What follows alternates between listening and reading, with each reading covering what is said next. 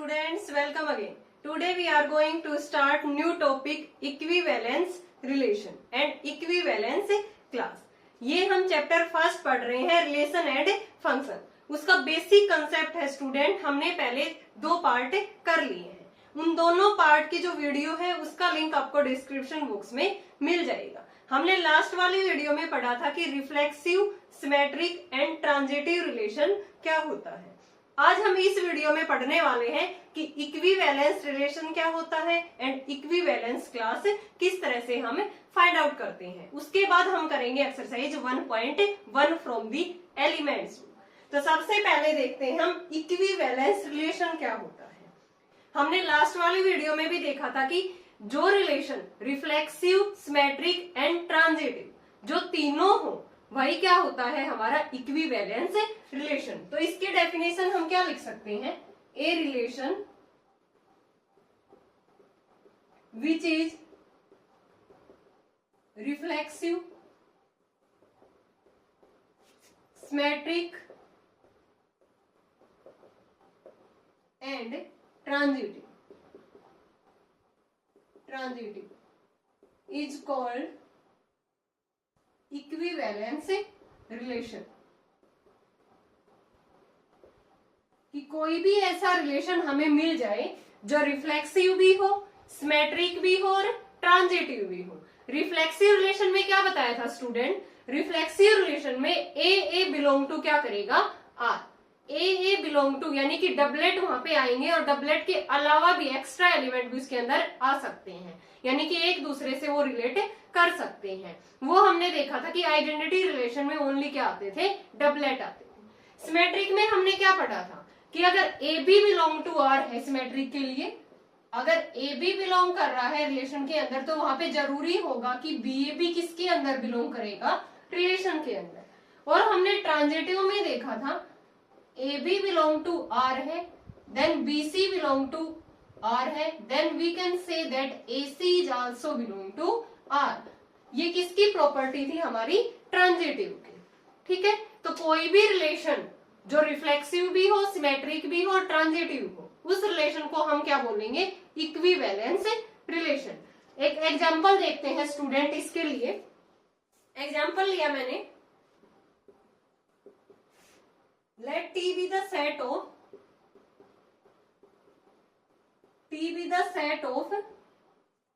all triangles in a plane with R a relation in T. Relation in T given by, हमें relation किस तरह से defined है, यहाँ पे आर डिफाइंड है T1 T2 such that T1 is congruent to T2, congruent to T2 so that R is an equivalence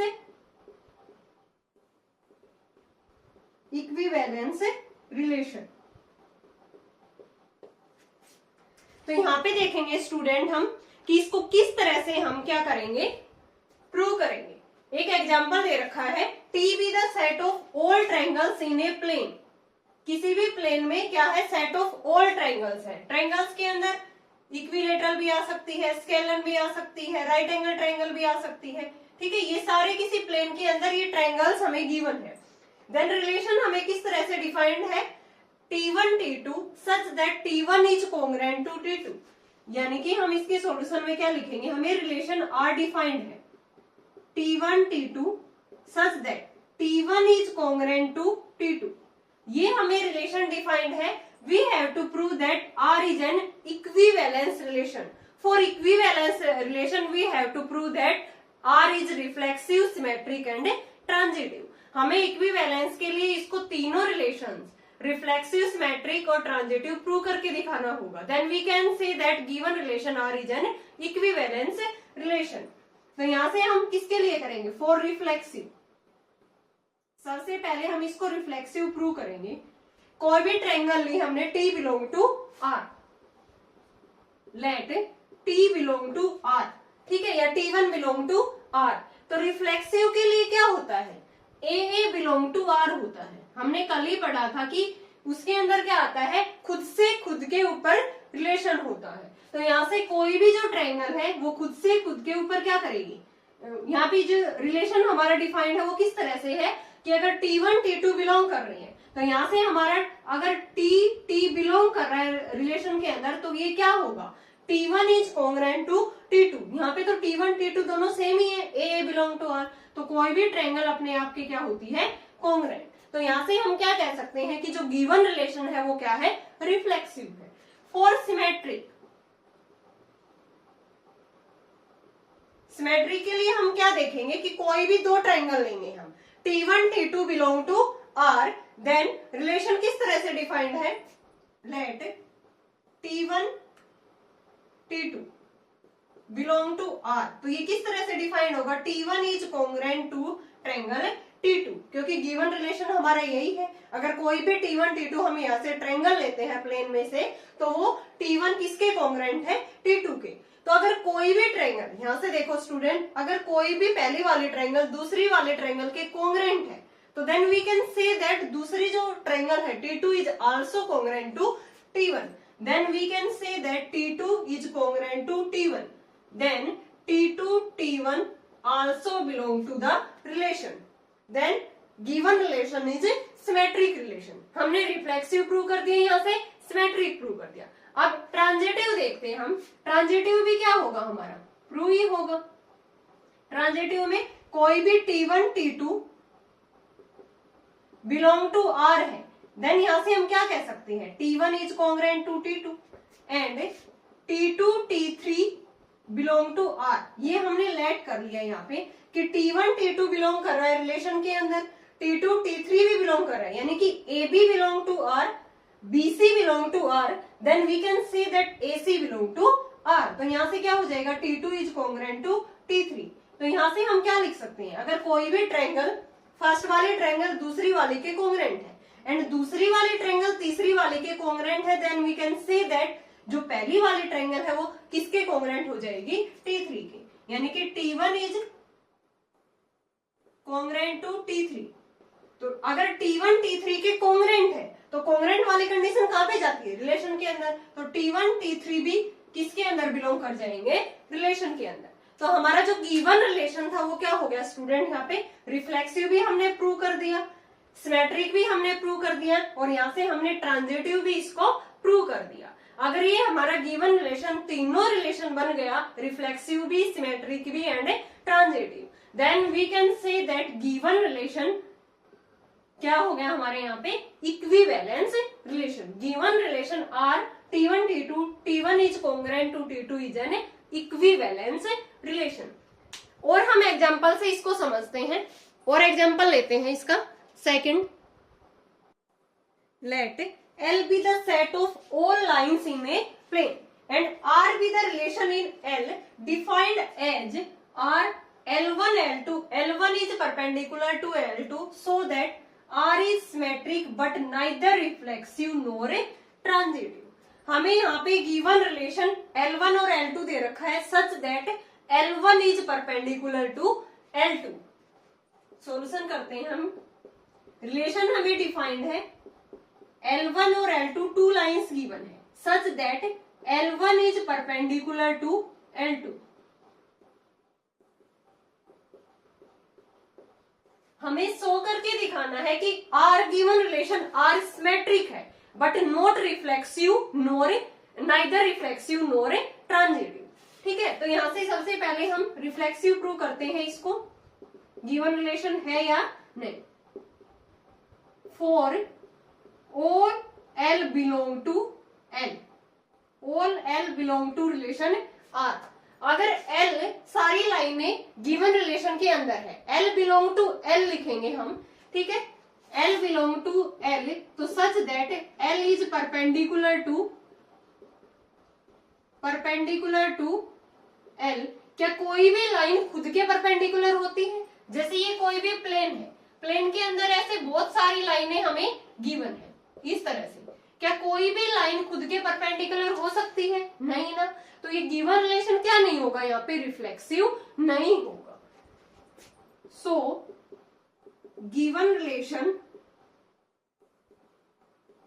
are is not reflexive,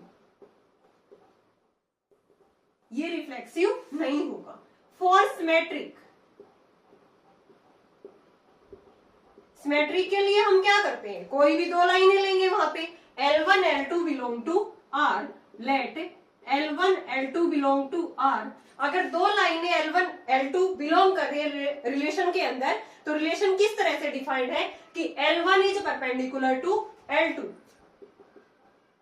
L1 is perpendicular to L2। अगर कोई भी लाइन, ये L1 है, ये L2 के क्या है, परपेंडिकुलर है, तो L2 भी तो L1 के परपेंडिकुलर होगी ना, L2 भी तो किसके परपेंडिकुलर होगी, L1। पहली लाइन दूसरी लाइन के परपेंडिकुलर है, then easily we can say that दूसरी वाली लाइन भी तो पहली वाली लाइन के क्या होगी, परपेंडिकुलर। देन यहां से L2 L1, या ये कह सकते हैं हम L2 is also perpendicular to L1। अगर ये कंडीशन सेटिस्फाई है, then L2 L1 also belong to R। L1 L2 belong कर रहा था रिलेशन में, तो L1 is perpendicular to L2। हमें इस तरह से सारे स्टेप लिखने हैं क्वेश्चंस को सोल्व करते टाइम, ठीक है। हमें पता होता है, लेकिन लिखने में कई बार प्रॉब्लम आ जाती है कि क्वेश्चंस को हम किस तरह से इसको लिखें, यहाँ पे इसके स्टेप किस तरह से लिखें। तो अगर L1 L2 belong to R है रिलेशन के अंदर, तो L1 is perpendicular to L2 लिख दिया। Then L2 is also perpendicular to L1। अगर L2 L1 के परपेंडिकुलर है, देन इसको हम क्या लिख सकते हैं कि L2 L1 belong to relation. Then given relation is reflexive, sorry symmetric, given relation R is symmetric. अब हम ट्रांजिटिव के लिए देखते हैं। फॉर ट्रांजिटिव, इसमें क्या होगा, अगर दो लाइनें AB belong to R, BC belong to R, then हमें प्रूव करना होता है कि AC किसके अंदर बिलोंग करे, R के अंदर। तो यहाँ पे हम लेके चलते हैं L1 L2 belong to R and L2 L3 belong to R। अगर L1 L2 belong to R है, then we can say that L1 is perpendicular to L2 and L2 L3 belong to R है, तो L2 is perpendicular to L3, ठीक है। Then यहां से हम क्या कह सकते हैं, देखो एक लाइन L1 है, ये L2 के क्या है, परपेंडिकुलर है, and L2 is perpendicular to L3, ये हमारी L3 हो गई। यहां से हमने देखा कि L1 परपेंडिकुलर है L2 के और L2 परपेंडिकुलर है L3 के। देन L1 और L3 तो क्या हो गई, पैरेलल लाइंस हो गई। और अगर L1 L3 के परपेंडिकुलर आती, then we can say that given relation is transitive. But यहाँ पे तो अगर L1 L2 के परपेंडिकुलर है एंड L2 L3 के परपेंडिकुलर है, then we can say that then we can easily see that L1 and L3 are parallel lines. Then L1 and L3 are parallel lines.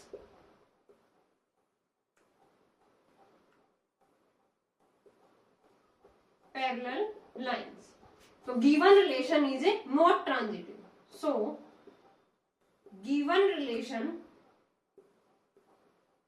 is not transitive. वो transitive नहीं होगा, ठीक है। हमें यही prove करके दिखाना था कि जो गिवन रिलेशन R है वो सिमेट्रिक है, but neither reflexive nor transitive. एक बार फिर से देखो स्टूडेंट, बहुत इजी है ये question. L with a set of lines in a plane, R एक रिलेशन डिफाइंड था कि L1 L2 अगर बिलोंग कर रहा है रिलेशन के अंदर, तो किस तरह से डिफाइंड था, L1 is perpendicular to L2। हमें शो करना था R is symmetric but neither reflexive nor transitive, कि वो गिवन रिलेशन ओनली सिमेट्रिक होगा, neither reflexive nor transitive. Reflexive के लिए हमने क्या किया, सारी लाइनें रिलेशन के अंदर बिलोंग कर रही हैं, तो रिफ्लेक्सिव के अंदर A बिलोंग टू R होता है स्टूडेंट। अगर खुद से खुद के ऊपर कोई भी लाइन खुद के परपेंडिकुलर नहीं होती, तो L is perpendicular to L होना चाहिए अगर ये बिलोंग कर रहा है रिलेशन के अंदर। बट खुद के जो लाइन है वो खुद के क्या नहीं हो सकती, परपेंडिकुलर नहीं हो सकती। L डज नॉट, इसको परपेंडिकुलर की फॉर्म में इस तरह से लिखेंगे, L does not perpendicular to L, so given relation R is not reflexive। Symmetry के लिए क्या करेंगे, कोई भी टू लाइंस लेंगे, L1 L2 अगर रिलेशन के अंदर है तो L1 is perpendicular to L2। Similarly अगर कोई लाइन L2 के परपेंडिकुलर है L1 तो L2 भी तो L1 के होगा, L2 is also perpendicular to L1। अगर ये परपेंडिकुलर है तो किस में बिलोंग करेगा, रिलेशन के अंदर। तो गिवन रिलेशन क्या बन गया, सिमेट्रिक। फॉर ट्रांजिटिव L1 अगर L1 L2 belong to R है and L2 L3 belong to R है, अगर ये बिलोंग कर रहा है तो L1 परपेंडिकुलर हो गया L2 के एंड L2 परपेंडिकुलर हो गया L3 के। हमने लाइंस ले ली यहाँ पे L1 perpendicular to L2 and L2 perpendicular to L3, then we can see that L1 and L3 are parallel lines but not perpendicular lines। तो यहाँ से हमने देखा कि L1 और L3 तो हमारी parallel lines हैं। So given relation is not transitive, hence given relation are is symmetric but neither reflexive nor transitive। एक और एग्जांपल देखते हैं स्टूडेंट इसी से रिलेटेड, और उसमें हम इक्विवेलेंस क्लास के बारे में भी पढ़ेंगे। So that relation R in set A 1 2 3 4 5 6 7 8 9 is given by R equal to AB such that 2 divides A minus B is an equivalence relation। Find all equivalence classes।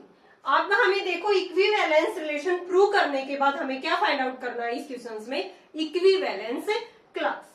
ठीक है, लास्ट में हमें इसको प्रूव करने के बाद इक्विवेलेंस क्लास इसकी हम क्या करेंगे, फाइंड आउट करेंगे। तो सबसे पहले इसको इक्विवेलेंस रिलेशन प्रूव कर देते हैं। और हमें किस तरह से डिफाइंड है, ए B such that 2 divides A minus में बी। ठीक है, ए हमें यहां से लेना है, relation R in set A is given by. अब यहां से देखो सबसे पहले हमें रिफ्लेक्सिव प्रूव करना होगा। For all A belong to A से, तो यहाँ पे ए माइनस ए बी किस तरह से डिफाइंड है कि 2 डिवाइड करेगा ए माइनस बी को, 2 divides A minus A that is 0। ये बात तो प्रूव है। ठीक है, 2 डिवाइड्स ए माइनस में ए, यहां से हम क्या करेंगे, इसको क्या लिख सकते हैं, ए बिलोंग टू ए लिखेंगे तो इसको इसकी फॉर्म में क्या लिखेंगे हम, ये किसको, ए किस में बिलोंग कर जाएगा, डिविजिबल बाई क्या होगा, ये 2 से डिविजिबल है तो ए बिलोंग टू क्या हो जाएगा, ए बिलोंग टू आर बन जाएगा रिफ्लेक्सिव के लिए। ठीक है, A minus A 0 divisible by 2। For symmetric, symmetric के लिए क्या होगा, let A B belong to R है, देन ये इंप्लाइज करेगा कि बी ए बी क्या बिलोंग करेगा किसके अंदर, आर के अंदर। अगर ए बी बिलोंग कर रहा है आर के अंदर तो इसको क्या लिख सकते हैं हम, 2 डिवाइड्स ए माइनस बी। तो किसको डिवाइड्स करेगा, ए माइनस बी को। देन यहां से हम ये भी तो लिख सकते हैं ना, बी माइनस ए बी किसको डिवाइड करेगा, 2 डिवाइड्स किसको भी करेगा, बी माइनस ए को। या ये लिख सकते हैं कि ये इसका क्या होगा, मल्टीपल होगा, 2 डिवाइड्स इसको करेगा, मल्टीपल होगा तो 2 की फॉर्म में लिख सकते हैं ना। A minus b divisible by 2 है, देन उसको हम क्या लिख सकते हैं, a minus b is divisible by 2। Then a minus b को हम 2 की फॉर्म में लिख सकते हैं, 2x की फॉर्म में, और x किस में बिलोंग करेगा, z इंटीजर्स के अंदर। अगर a माइनस बी ये है तो इसको हम ये भी तो लिख सकते हैं ना, b माइनस ए भी डिविजिबल होगा 2 से, माइनस कॉमन लेने के बाद, तो b माइनस ए किसके इक्वल हो जाएगा, -2x के। इसको लिख सकते हैं 2 ऑफ माइनस एक्स, ये x भी तो किस में बिलोंग कर रहा है, z के अंदर कर रहा है। ठीक है, तो यहां से ये किससे डिविजिबल हो जाएगा, 2 से। तो यहां से हमने देखा कि अगर ए बी बिलोंग कर रहा है आर में, then we can say that B A B किसके अंदर बिलोंग करेगा, रिलेशन के अंदर। क्योंकि ये इससे 2 इसको डिवाइड कर रहा है तो मीन्स ए माइनस बी किससे डिविजिबल है, 2 से डिविजिबल होगा। 2 से डिविजिबल है तो इसको हम 2 के मल्टीपल में लिख सकते हैं। ठीक है, ऐसे ही अगर हम ट्रांजिटिव दिखाएंगे तो उसमें किस तरह से लिखेंगे, ट्रांजिटिव के लिए, फॉर ट्रांजिटिव सबसे पहले तो हमें इक्विवेलेंस ही प्रूव करना था, उसके बाद ही हम इक्विवेलेंस क्लास इसकी फाइंड आउट करेंगे। तो इसमें क्या होता है, A B belong to R and b C belong to R, then we can say that A c किस में बिलोंग करेगा, आर के अंदर। अगर A B belong to R है तो ए माइनस बी करने पे 2 का मल्टीपल आ गया था, ऐसे ही b माइनस सी अगर इसमें बिलोंग कर रहे हैं तो ये भी 2 के मल्टीपल आ गए। दोनों को क्या कर देंगे, ये 2x है, इसको हम 2z मान लेते हैं कोई भी, ठीक है। तो दोनों को ऐड कर देंगे a minus b plus b minus c, तो 2 इंटू में x प्लस में z, ये कैंसिल आउट हो गया, तो a माइनस सी भी किसका मल्टीपल आ गया, x प्लस 2 का multiple x plus z into में 2, ये 2 का मल्टीपल आ गया, तो ये किससे डिविजिबल हो जाएगा, 2 से। यही तो हमारा r कह रहा है कि अगर ये भी बिलोंग कर रहा है रिलेशन के अंदर तो 2 डिवाइड करेगा a माइनस b को, या ये कह सकते हैं माइनस बी डिविजिबल बाई 2 होगा। तो यहाँ से हमने देखा ट्रांजिटिव के लिए अगर A B belong to R है, b C belong to R है, तो ये 2 के मल्टीपल में होंगे, a minus B equal to 2x। ऐसे ही b minus 2 equal to 2z 2t, कुछ भी ले सकते हो आप यहाँ पे वेरिएबल की फॉर्म में, और ये किस में बिलोंग कर रहा है, z इंटीजर्स के अंदर।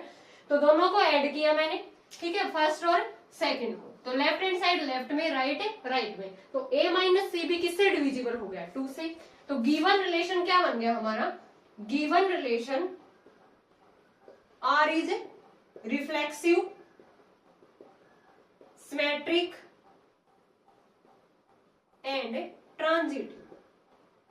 अगर ये तीनों रिलेशन हमारे प्रूव हो गए यहाँ पे, तो सो R is an equivalence relation. हमारा R क्या बन गया, इक्विवेलेंस रिलेशन। लेकिन अभी हमारा ये क्वेश्चंस खत्म नहीं हुआ स्टूडेंट, यहाँ तक हमने इसको प्रूव किया है, आगे हमें इसकी इक्विवेलेंस क्लास भी क्या करनी थी, फाइंड आउट करनी थी। तो सबसे पहले आपको क्या देखना होगा कि इक्विवेलेंस क्लास फाइंड आउट करने के लिए गिवन रिलेशन को इक्विवेलेंस रिलेशन प्रूव करना होगा। तो हमने यहाँ पे इसको पहले जो एग्जांपल किए थे सेम एज इट इज इसको प्रूव किया है। यहाँ पे ये डिविजिबल दे रखा था 2 से, तो 2 के मल्टीपल में लिख दिया इसको। इससे करके हमने क्या किया है, इसको इक्विवेलेंस रिलेशन प्रूव किया है। तो इक्विवेलेंस क्लास फाइंड आउट करने के लिए सबसे पहले हमें गिवन रिलेशन को, वहां पे गिवन रिलेशन क्या होना चाहिए, इक्विवेलेंस रिलेशन होना चाहिए। अब हम देखते हैं कि इक्विवेलेंस क्लास हम किस तरह से फाइंड आउट करेंगे, इक्विवेलेंस क्लास क्या होती है। इक्विवेलेंस क्लास देखो, इक्विवेलेंस क्लास के लिए गिवन रिलेशन हमने इक्विवेलेंस क्या कर दिया, इक्विवेलेंस क्लास के लिए गिवन रिलेशन पहले हमने क्या प्रूव कर दिया, इसको इक्विवेलेंस रिलेशन। ये था हमारा relation a minus B equal to 2r, given set a था हमारा। तो इक्विवेलेंस क्लास के लिए हमें क्या करना होगा, equivalence relation r divides a in several mutually disjoint subset a1 and a2। Student सबसे पहले आपको क्या करना होगा, इक्विवेलेंस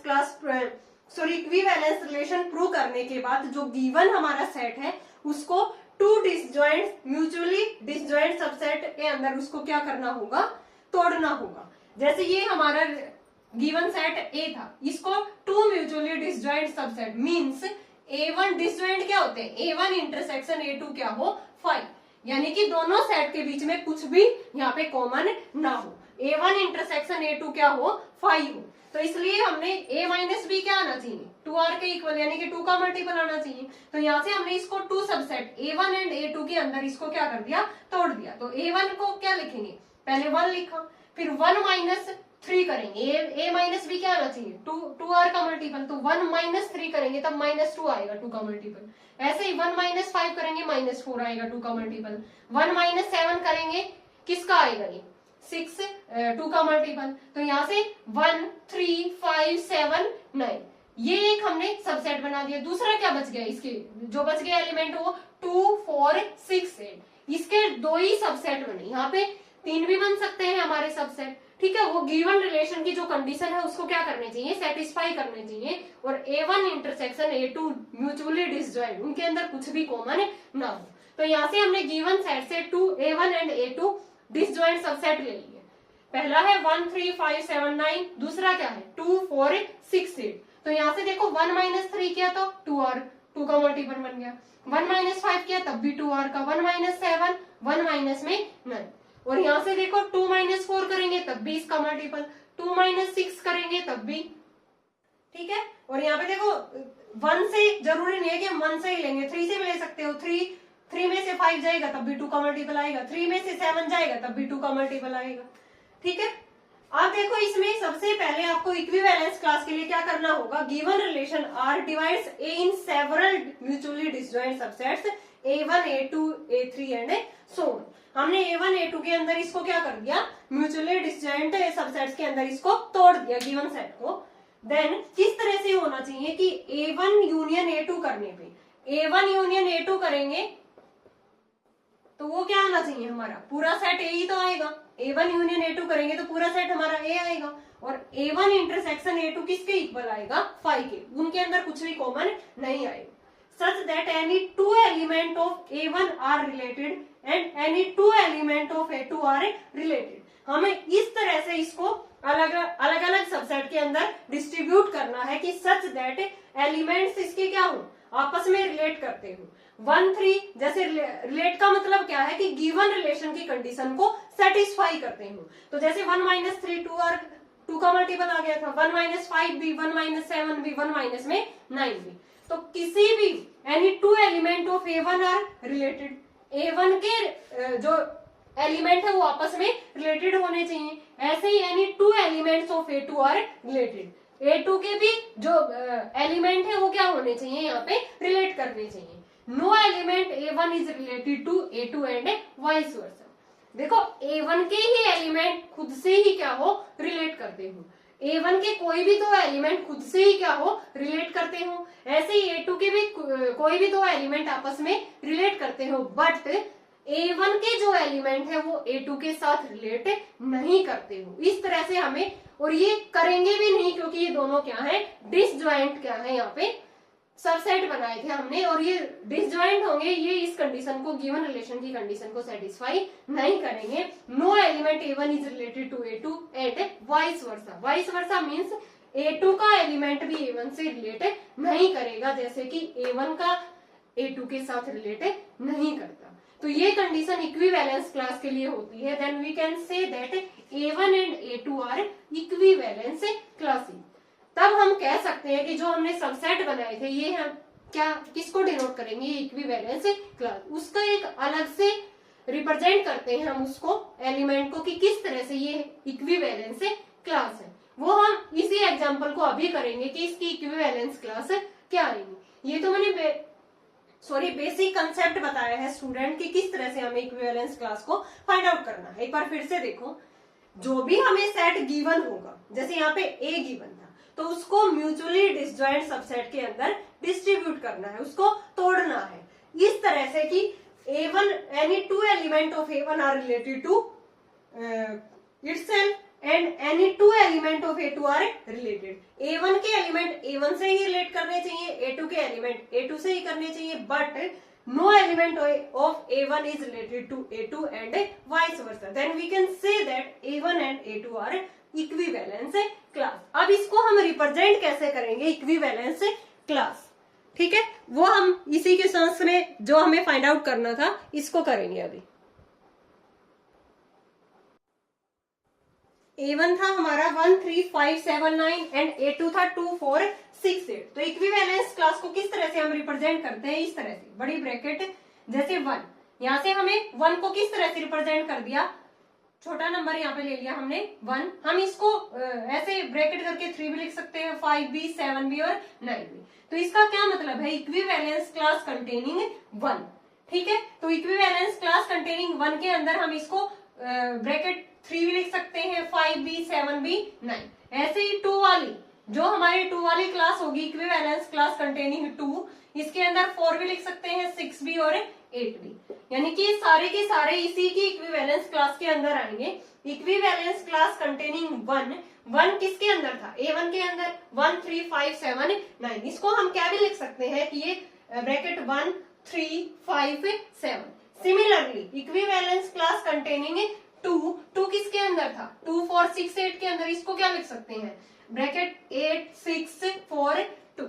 यानी कि ये इसकी इक्विवेलेंस क्लास को क्या करेंगे, रिप्रेजेंट करेंगे।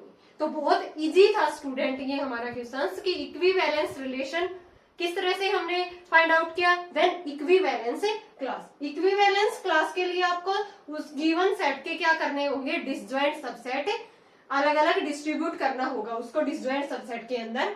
फिर हमें देखना होगा कि वे गिवन रिलेशन की कंडीशन को सेटिस्फाई करें, फिर any two element of A1 are related and any two element of A2 are related, but A1 no element of A1 is related to A2 and vice versa, then we can say that A1 and A2 are क्या होंगी हमारी equivalence class. तो यहाँ पे ये equivalence हमारी क्या हो जाएंगी क्लास। इसको इस तरह से अलग अलग एलिमेंट इनसे भी रिप्रेजेंट कर सकते हैं और डायरेक्ट ये भी लिख सकते हैं कि equivalence class containing 1 and equivalence class containing 2। 2 कहां से आया था 2 4 6 8, तो ये A1 और A2 हमारी क्या बन गई यहाँ पे इक्विवेलेंस क्लास।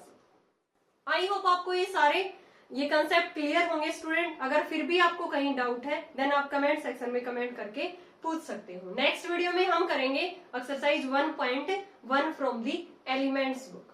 Thanks everyone.